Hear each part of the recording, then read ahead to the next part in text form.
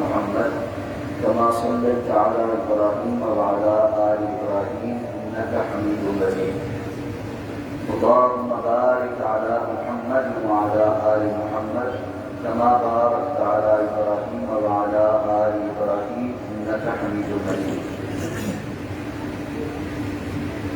عن أبي أمامة رضي الله تعالى عنه عن النبي صلى الله عليه وسلم قال: من شفع لأخيه شفاعة فأهدى له هدية عليها فقبلها فقد أتى بابا عظيما من أبواب الربا. رواه أحمد وأبو داود وفي إسناده مقال. عن عبد الله بن عمرو بن العاص رضي الله عنهما قال: لعن رسول الله صلى الله عليه وسلم الراشي والمرتشي. رواه أبو داود والترمذي وصححه. حضرت ابو امامہ رضی اللہ تعالیٰ عنہ بیان فرماتے ہیں جناب نبی کریم صلی اللہ علیہ وسلم نے فرمایا جس نے کسی مسلمان بھائی کی سفارش کی اور اس نے اس کو اس سفارش کے بدلے کوئی ہدیہ یا تحفہ پیش کیا جسے اس نے قبول کر لیا تو وہ سود کے دروازوں میں سے ایک بڑے دروازے پر پہنچا. اس حدیث کو امام احمد امام ابو داؤد نے نقل کیا ہے اور بعض محدثین نے اس روایت کو صحیح قرار دیا. حضرت عبداللہ بن عمرو بن عاص رضی اللہ تعالیٰ فرماتے ہیں جناب نبی کریم صلی اللہ علیہ وسلم نے رشوت دینے والے اور رشوت لینے والے دونوں پر لعنت کی. اس حدیث کو امام ابو داؤد اور امام ترمذی نے روایت کی اور امام ترمذی نے اسے صحیح کہا. سود سے متعلق احادیث مبارکہ سے جو رہی ہیں ان دونوں احادیث کو یہاں بیان کر کے جو مسئلہ ثابت کیا گیا ہے وہ یہ ہے کہ رشوت دینا اور رشوت لینا یہ دونوں حرام تھا. اور جو پہلی روایت بیان کی ہے اس کی سند میں کچھ کلام ہے لیکن دیگر روایات اس کے شواہد کے طور پر.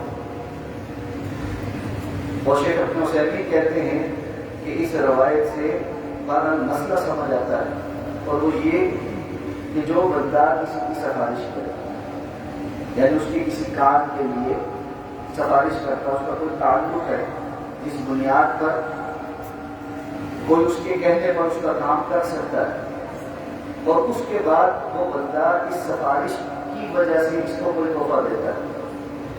ویسے اس کو تحفہ نہیں دیتا اس سے کوئی اور تعلق نہیں ہے, کوئی محبت کا تعلق نہیں ہے, کوئی احترام کا تعلق نہیں. کام کی وجہ سے اس کو تحفہ دیا ہے اور اس لیے دیا ہے کہ آئندہ بھی کام پڑ سکتا ہے تو چلو جی یہ بندہ فائدہ دے گا.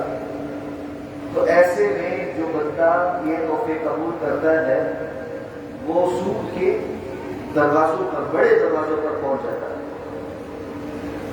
تو سود صرف مالی لین دین میں اضافے کا نام نہیں ہے بلکہ اس کی کچھ اور قسمیں بھی اور ان میں سے ایک قسم یہ بھی ہے کہ انسان رشوت کے طور پر کوئی مال قبول کرے. جس طرح سود کی قباحت ہے وہ حرام ہے اسی طرح رشوت کے طور پر بھی کمائی وہ حرام ہے اور اس کا بھی گناہ اسی طرح سے.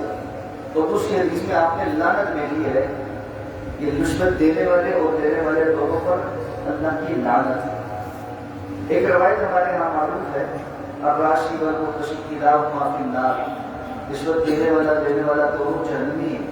ان الفاظ کے ساتھ یہ روایت ثابت نہیں ہے لیکن یہ جو روایت ہے کہ اللہ رسول صلی اللہ علیہ وسلم لعنت بھیجی ہے یہ بھی ایک بہت سنگین جرم اور لعنت کا مطلب یہ ہوتا ہے کہ جو بندہ ملعون ہو وہ اللہ کی رحمت سے ہمیشہ کے لیے دور ہو.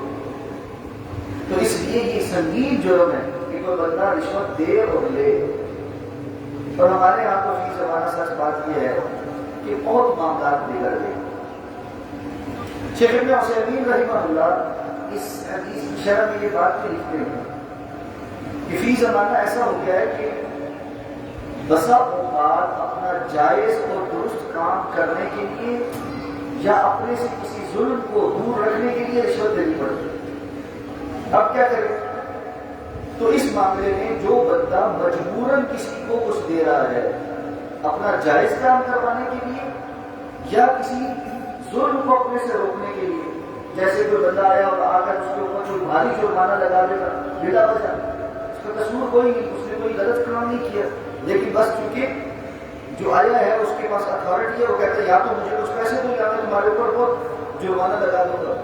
یہ اپنے آپ کو ظلم سے بچانے کے لیے جو دیتا ہے وہ اس میں داخل نہیں۔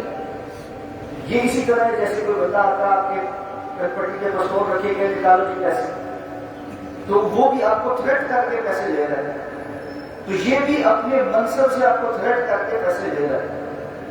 دینے والا راضی نہیں لیکن مجبور ہوا، تو یہ دھندے کی قسم ایسی ہے جو لینے والے کے لیے حرام ہے، دینے والے کے لیے کراہیت کے ساتھ اس میں جوازیت ہے۔ لیکن ایک بندہ ہے جو کام ہی غلط کر رہا ہے، مثلا اس کا حق نہیں بنتا لیکن وہ کسی جگہ پر نوکری حاصل کرنا چاہتا ہے، دوسروں کا حق مارنا چاہتا ہے، اس کے لیے رشوت دیتا ہے۔ اس کا حق نہیں بنتا، کاغذات میں رد و بدل کرنے کے لیے رشوت دے رہا ہے۔ زمین اس کی نہیں بنتی لیکن زیادہ اس نے قبضہ کیا ہوا ہے اور وہاں پر وہ رشوت دے کر بچے پاس کروا رہا ہے۔ اس قسم کے جتنے معاملات ہیں وہاں رشوت دینے والا بھی اور لینے والا بھی دونوں مجرم ہیں، اور دونوں ہی اللہ کی طرف سے لعنت زدہ ہیں۔ اللہ رب العزت ہمیں سمجھ کر اس بات سے محفوظ رہنے کی توفیق عطا فرمائے۔ سبحانک اللہم و بحمدک، اشہد ان لا الہ الا انت، استغفرک۔